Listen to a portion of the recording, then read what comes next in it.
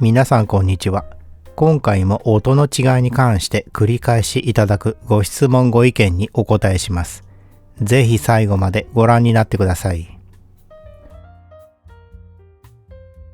周波数特性と歪みのみで音が同じというのは、条件を限定した理想モデルの話で、実際には当てはまりませんというご意見です。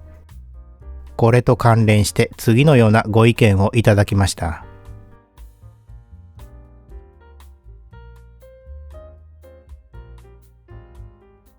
今分かっている確かなことは、周波数特性がフラットで、歪みが十分小さい機器で再生した2つの音を人間は聞き分けできないということです。どのアンプもどのプレイヤーもどの DAC も同じ結果です。ということは、音の違いはこの2つでシンプルに説明できると考えられます。歪みが十分小さいときは周波数特性だけで決まります。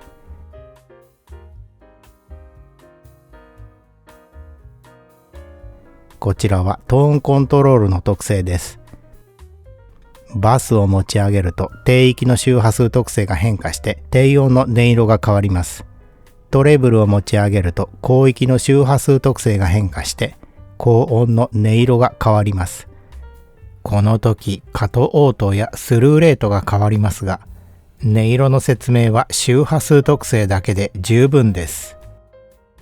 それと、このようなグラフは抵抗負荷で測らないといけません。スピーカーをつないだ時の音の変化は、音の違いではなくて性能の違いです。ここまでの話は歪みが小さい線形領域の話でした。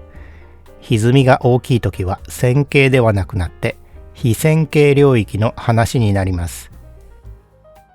ボリュームを上げすぎると音が歪んで汚くなります。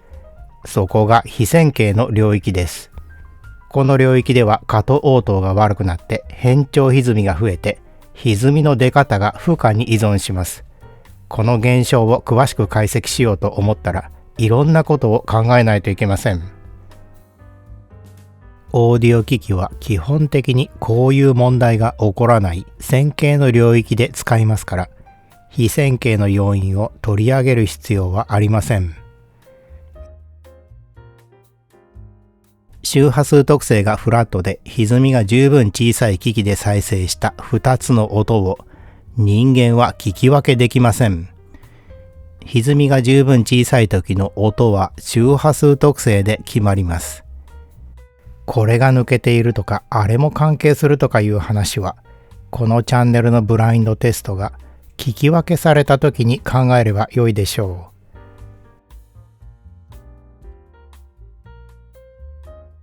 YouTube でアンプの比較が分かりにくいのは音の違いを消す工程を何重にも通過しているからです。というご意見です。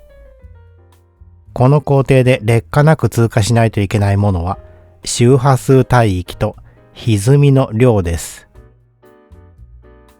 YouTube 配信までの工程において、これらの劣化は無視できます。現代の録音機材の性能は極めて優秀で、YouTube の配信も CD 並みの音質です。ユーザー側の再生環境は個別の問題です。再生帯域の狭いスマホでは聞き分けに限界があります。気になる人は周波数帯域が十分広くて、歪みが十分小さい再生環境で聞いてください。音を出すところはスピーカーよりイヤホンが適しています。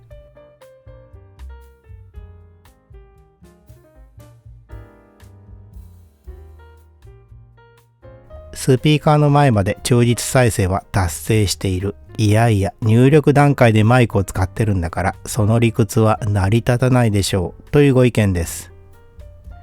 忠実再生というのは生の音を目の前に再現することではありません。CD やレコードに記録された情報を色付けなく再生することです。録音現場のマイクやメディアが作られるまでの加工は含まれないことに注意してください。最近の調査では低音を除けばスピーカーの出口まで忠実再生できる商品が見つかっています。低音をサブウーファーで補えばオーディオの目標だった忠実再生がほぼ完成します。忠実再生できる機器を使っても耳に入るところで忠実とは限りません。これはオーディオ機器とは別の問題です。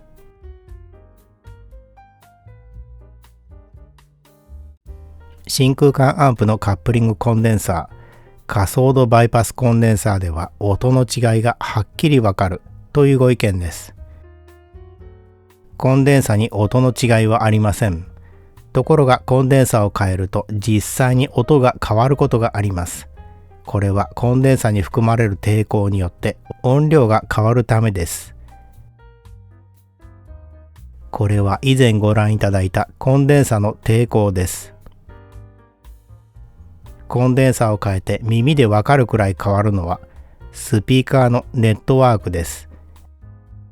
真空管アンプの場合はおそらくわかりません。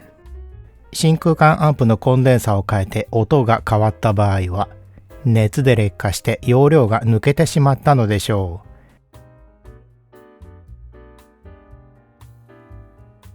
結局音が変わったのはスピーカーケーブルを変えたからだからスピーカーケーブルを変えると音が変わるでいいじゃないですかというご意見です。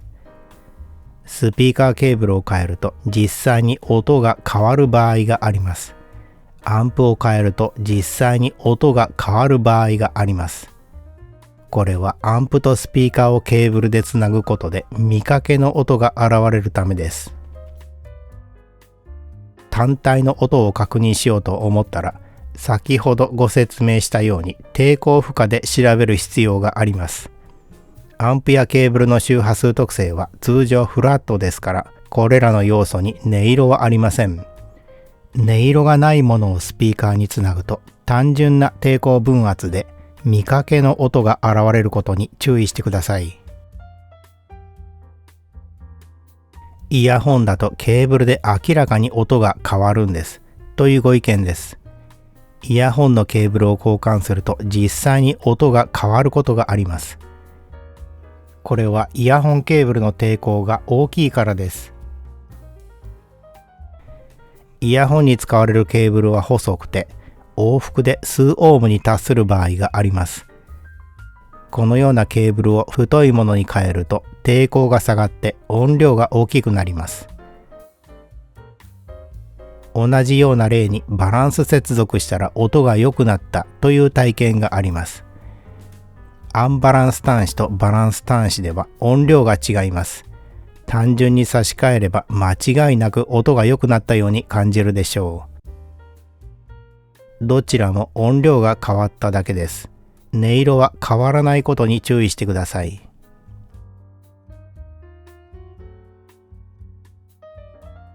過聴域外の音は音質に影響を与えないとか、明らかなデタラメを広めないでくださいというご意見です。過聴域外の音は音質に影響しますが、聴感には影響しません。なぜなら聞こえないからです。CD に記録されている高音は飛び飛びでギザギザな波形です。このギザギザを少なくするために、過聴域の位相歪みも考えると、もっと高い周波数で記録する必要があるという意見もありますが、必要ありません。飛び飛びやギザギザは制限波になって耳に入ります。飛び飛びでギザギザの波形がそのまま耳に入るわけではないことに注意してください。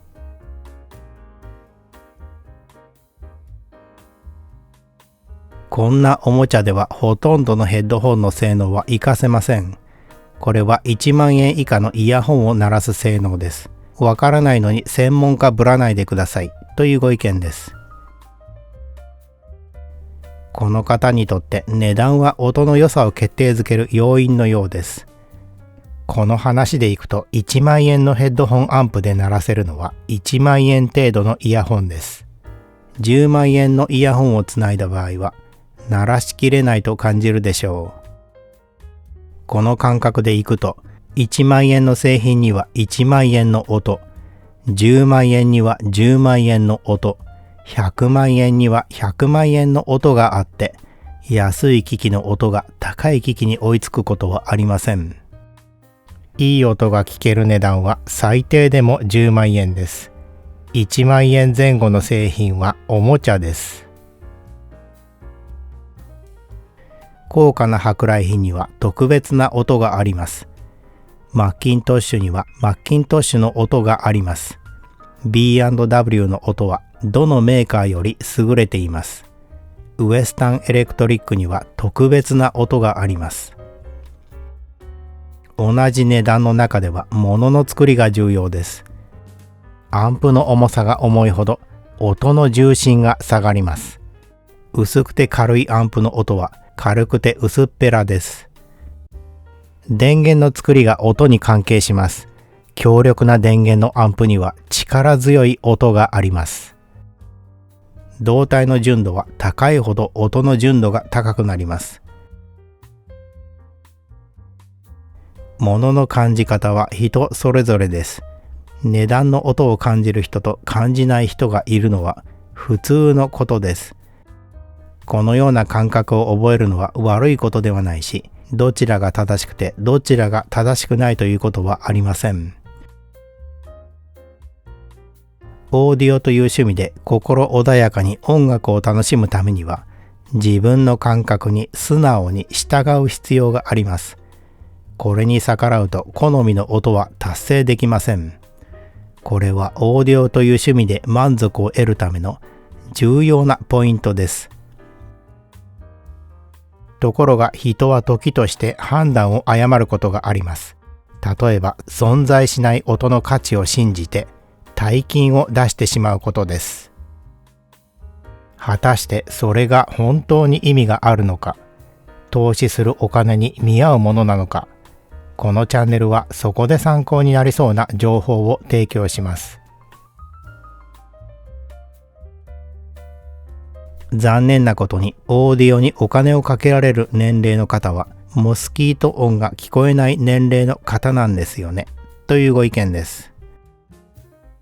モスキート音というのは 17kHz 付近の高周波を言うようです。